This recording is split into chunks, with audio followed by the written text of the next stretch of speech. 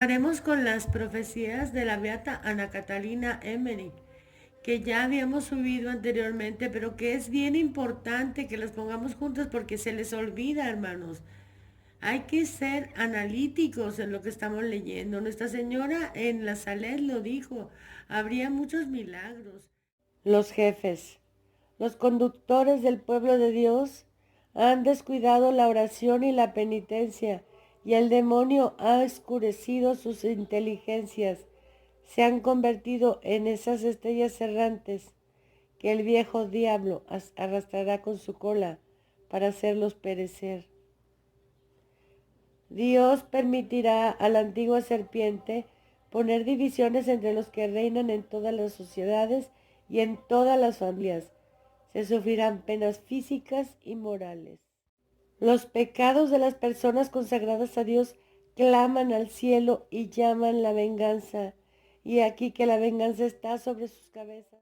Los vanos libros abundarán sobre la tierra y los espíritus de las tinieblas extenderán en todas partes un relajamiento universal para todo lo que concierne al servicio de Dios. Se resucitará a muertos y a justos.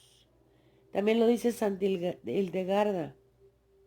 Es decir, que esos muertos tomarán la figura de almas justas que han vivido sobre la tierra con el fin de seducir mejor a los hombres. Predicarán otro evangelio, contrario al verdadero de Cristo Jesús, negando la existencia del cielo, aún las almas de los condenados. Todas estas almas perecerán unidas a sus cuerpos. Habrá en todas partes prodigios extraordinarios, puesto que la verdadera luz se ha extinguido y la falsa luz ilumina al mundo. Desdichados los príncipes de la iglesia, que solo se hayan ocupado en acumular riqueza sobre riqueza, en salvaguardar su autoridad y en dominar con orgullo. Esto será el tiempo de las tinieblas. La iglesia tendrá una crisis terrible. Olvidada la santa fe de Dios, cada individuo querrá guiarse por sí mismo y ser superior a sus semejantes.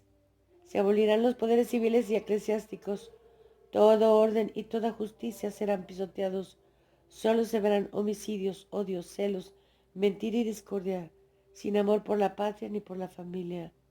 Es lo que estamos viviendo. Continuaremos con las profecías de la beata Ana Catalina M. Me encontraba en la casa nupcial y vi un ruidoso cortejo matrimonial llegar en varias carrozas. La novia, que tenía cerca de ella muchos hombres y mujeres, era una persona de gran talla, con aspecto descarado y con una apariencia de cortesana, una manera elegante de decir ramera. Tenía sobre la cabeza una corona, en el pecho muchas joyas, 3 cadenas y 3 broches de oropel, de los que estaban suspendidos una cantidad de instrumentos, de figuras representando cangrejos de río, ranas, sapos, saltamontes y también pequeños cuernos, anillos, silbatos, etc. Su vestimenta era escarlata. Sobre su hombro se agitaba un búho que le hablaba a la oreja, una vez a la derecha, otra a la izquierda. Parecía ser su espíritu familiar.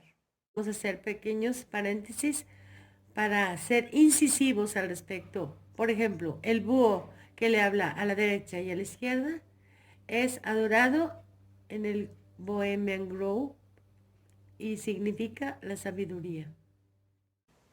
Esta mujer, con toda su corte y numerosos equipajes, entró pomposamente en la casa nupcial y expulsó a todos los que estaban allí. Los viejos señores y eclesiásticos tuvieron apenas tiempo de recoger sus libros y sus papeles.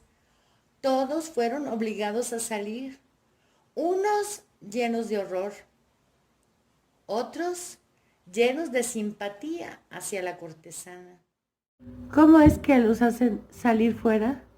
Haciendo dimitir a los obispos a los 75, a los cardenales a los 85 y a los fieles, a los defensores de la fe, excomulgándolos.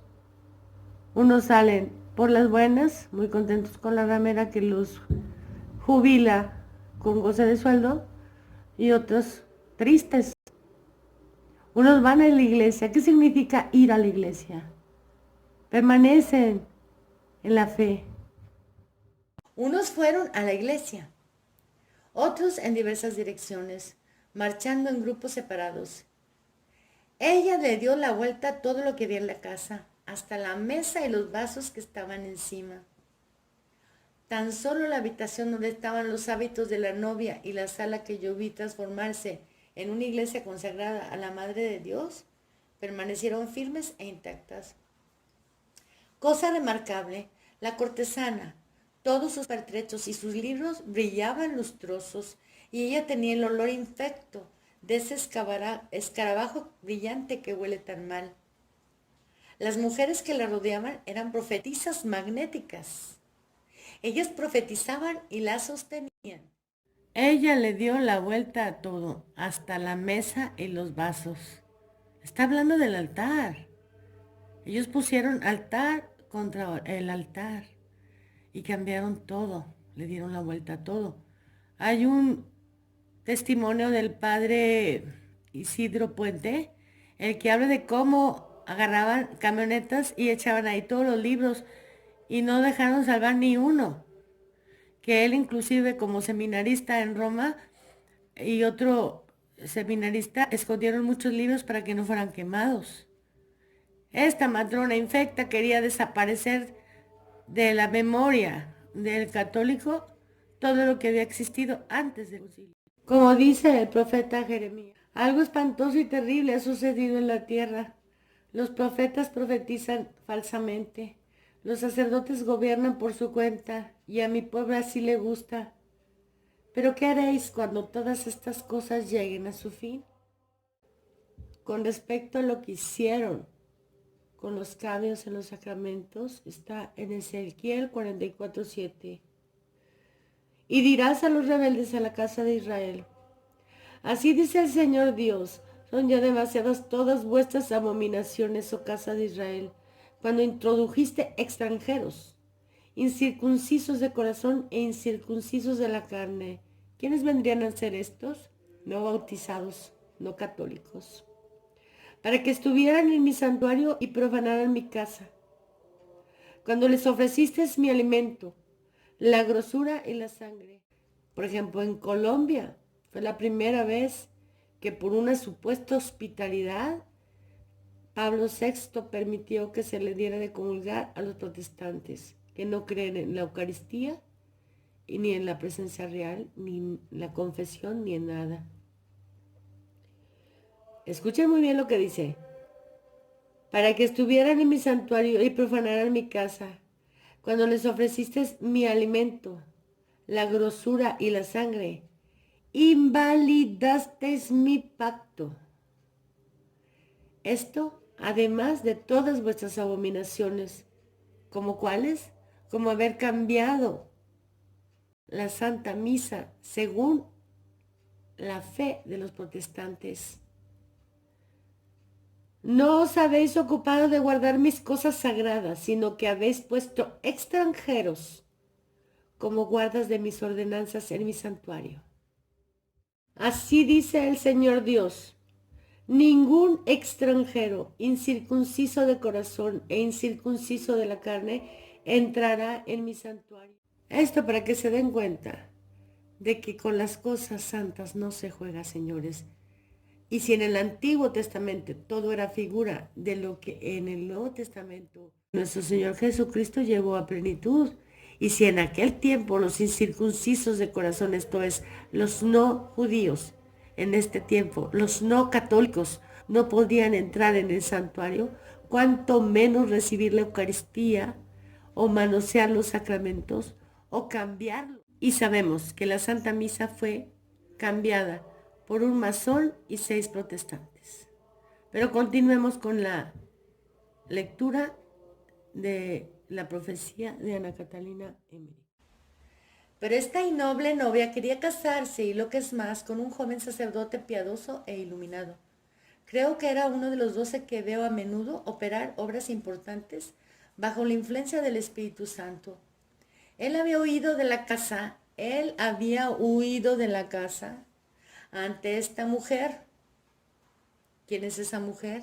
La falsa iglesia. Ella le hizo volver dirigiéndole las palabras más aduladoras. Cuando él llegó, ella le mostró todo y quería poner todo en sus manos. Él se detuvo algún tiempo, pero como ella se mostraba con él presionante y sin discreción, y que ella empleaba todos los medios imaginables para llevarlo a tomarla como mujer, él tomó un aspecto muy grave y muy imponente. La maldijo, así como todos sus manejos, como siendo los de una infame cortesana, y se retiró. Entonces vi todo lo que había con ella irse, ceder el lugar, morir y calumniar. Toda la casa nupcial devino en un instante sombría y negra, y las cosas brillantes comenzaron a carcomerse. La mujer misma, carcomida enteramente, cayó por tierra y quedó en el suelo, conservando su forma exterior.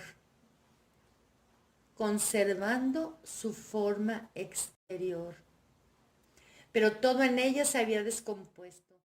Ella vio las medidas que los propagadores de las luces, o sea, los Illuminatis infiltrados, las medidas que ellos tomaban por todas partes, por donde llegaban al poder y a tener influencia, para abolir el culto divino, así como todas las prácticas y los ejercicios de piedad. Por eso en este canal estamos recuperando los ejercicios de piedad, o para hacer de estos algo tan vano como lo eran las grandes palabras de los iluminados, su caridad y su espíritu, bajo los cuales ellos se ocultaban a sí mismos y a los demás el vacío desolador de sus asuntos, en los que Dios ya no estaba para nada. Mi guía me condujo alrededor de toda la tierra, me hizo recorrer sin cesar inmensas cavernas hechas de tinieblas, y en las cuales vi una inmensa cantidad de personas errando por todas partes y ocupadas en obras tenebrosas. He visto personas de la secta secreta, estamos hablando, ¿ya saben de quién? Minar sin descanso a la gran iglesia. Y he visto de cerca de ellos una horrible bestia que había surgido del mar. Tenía una cola como la de un pez, garras como las de un león, y varias cabezas que rodeaban como una corona una cabeza más grande. Sus bocas eran anchas y rojas. Estaban manchadas como un tigre y se mostraba muy familiar con los demoledores. Se acostaba a menudo en medio de ellos durante su trabajo. A menudo también ellos iban a encontrarse en la caverna donde se escondía. Durante este tiempo vi un lado y por otro el mundo entero, muchas personas buenas y piadosas, sobre todo eclesiásticos, vejados, prisioneros y oprimidos. Y tuve el sentimiento de que ellos llegarían a ser mártires un día. Como la iglesia estaba ya en gran parte demolida, no quedando en pie más que el coro en el altar, con el altar, vi a estos demoledores penetrar en la iglesia con la bestia. Vi a la iglesia de San Pedro y una enorme cantidad de hombres que trabajaban en invertirla. Pero vi ahí también a otros que hacían reparaciones. Cadenas de trabajo ocupadas de este doble trabajo se extendían a través de todo el mundo, y me quedé asombrada de la coordinación con la que todo ello se hacía. Los demoledores extraían grandes fragmentos. Eran particularmente sectarios en gran número, y con ellos los apóstatas. Estas personas, haciendo su trabajo de destrucción, parecían seguir ciertas prescripciones y una cierta regla. Llevaban delantales blancos rodeados de una cinta azul y proveídos de bolsillos, con paletas de albañil en la cintura.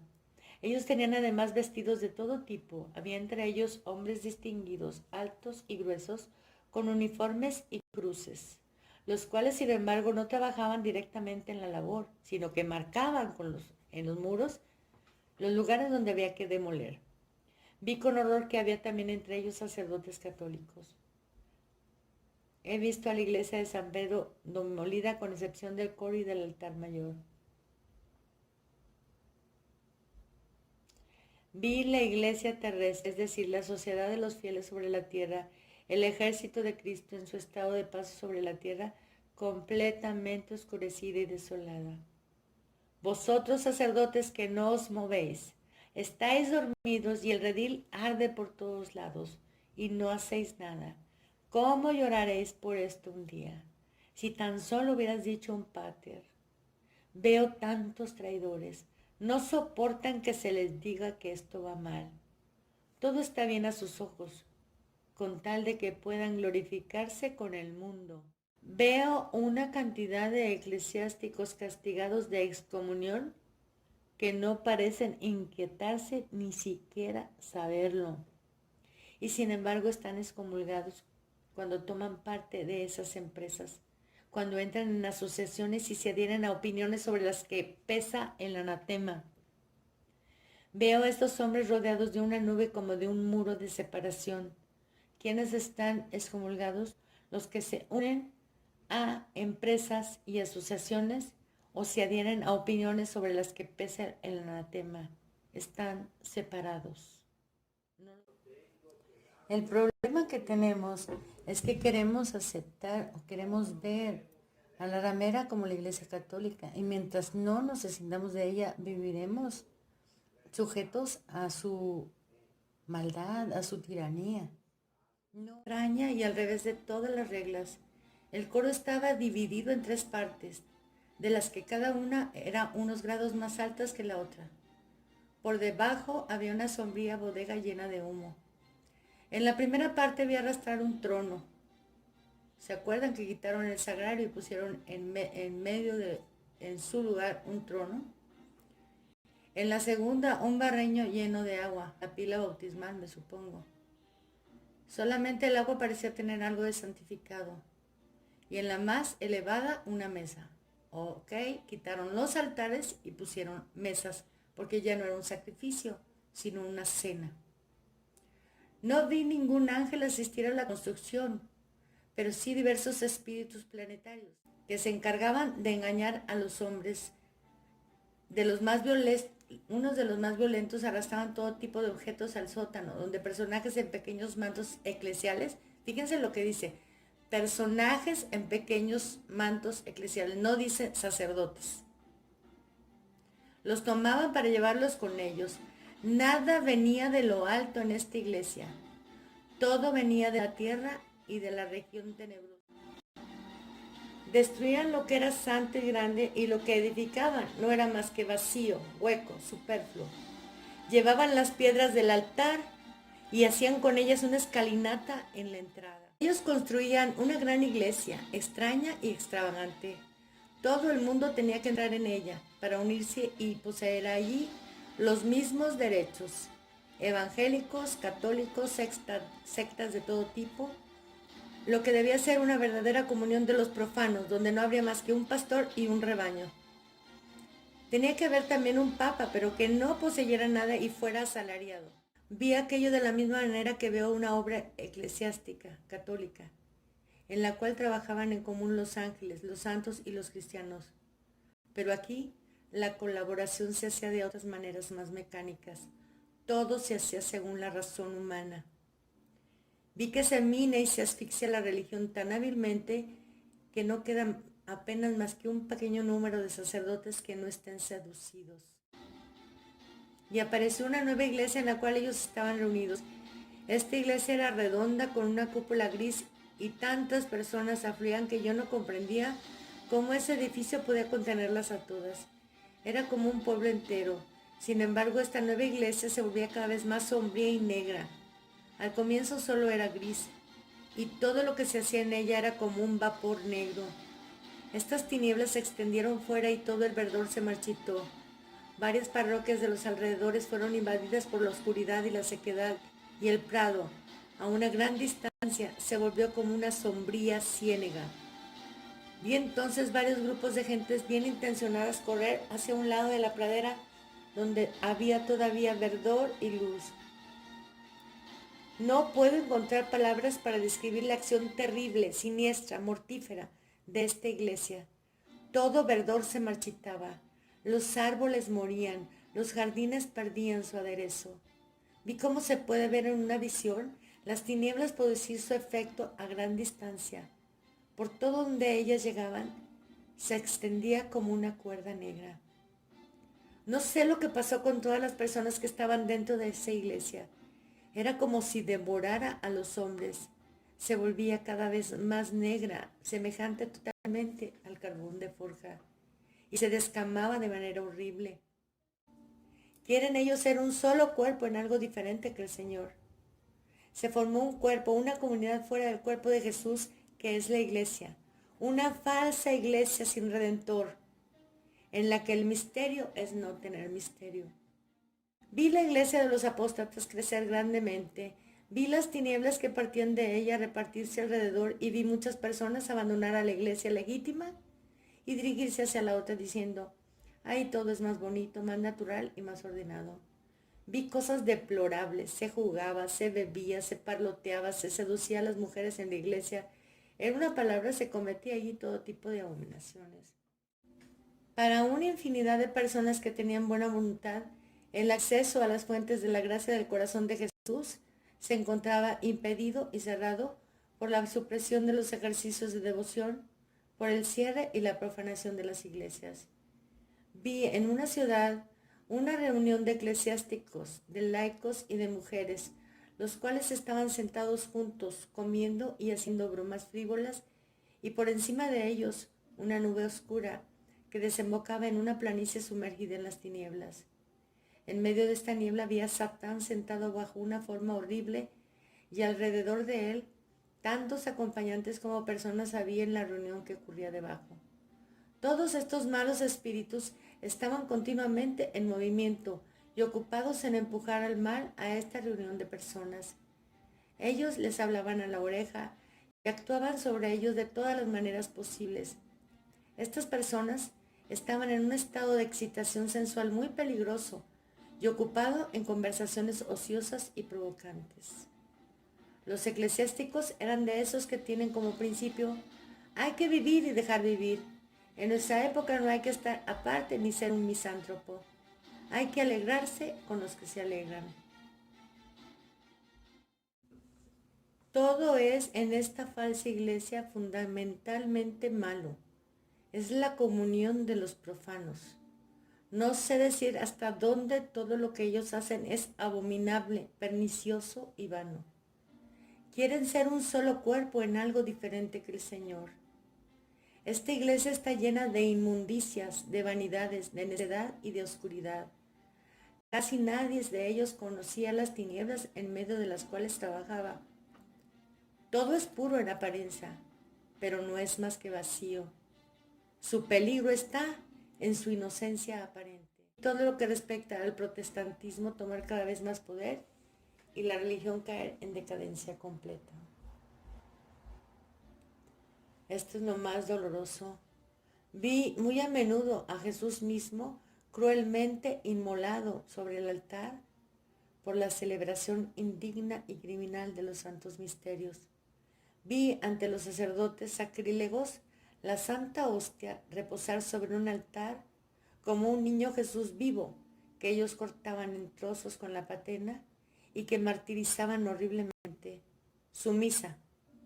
Fíjense lo que dice, sumisa, aunque realizando realmente el santo sacrificio. Me parecía un horrible asesinato. Se guardaba silencio sobre la cruz, sobre el sacrificio y la satisfacción, sobre el mérito y el pecado, donde los hechos, los milagros y los misterios de la historia de nuestra redención debían dejar paso a profundas teorías de la revelación, método histórico crítico, nueva teología o modernismo, donde el hombre es Dios para ser soportado, porque no le aman, lo soportan, lo toleran, solo debía ser presentado como el amigo de los hombres, de los niños y de los pecadores, donde su vida no tenía más valor que como enseñanza, su pasión como ejemplo de virtud, su muerte como caridad sin objeto. Su pasión como ejemplo de virtud, su muerte como caridad, sin objeto, donde se le quitaba al pueblo creyente el antiguo catecismo que se reemplazaba por historias bíblicas o por uno nuevo, donde la falta total de doctrina debía de ser velada bajo un lenguaje ingenuo al alcance de todas las inteligencias, donde los fieles estaban forzados a cambiar todos sus libros de piedad, excúsenme, sus viejas fórmulas de plegaria y sus antiguos cánticos por producciones de fábrica moderna. En esa iglesia era oscuro, contrasentido y sin vida. No había más que burla y ruina. Vi cerca otra iglesia donde reinaba la claridad y que estaba provista de toda especie de gracias de lo alto. Vi a los ángeles subir y descender. Vi vida y crecimiento y también tibieza y disipación. Sin embargo, la iglesia tradicional, todo lo imperfecta u oscurecida que esté, para no saber la luz que le espera, era como un árbol lleno de savia, en comparación de la otra que parecía un baúl lleno de objetos inanimados. Esta era como un pájaro que planea, la otra como un dragón de papel, con una cola cargada de cintas y de letreros que se arrastraba como en rastrojo en vez de volar. Vi que muchos de los instrumentos que estaban en la nueva iglesia, como por ejemplo las flechas y los dardos, no estaban reunidos más que para ser empleados contra la iglesia viva. Hasta aquí la lectura, hermanos.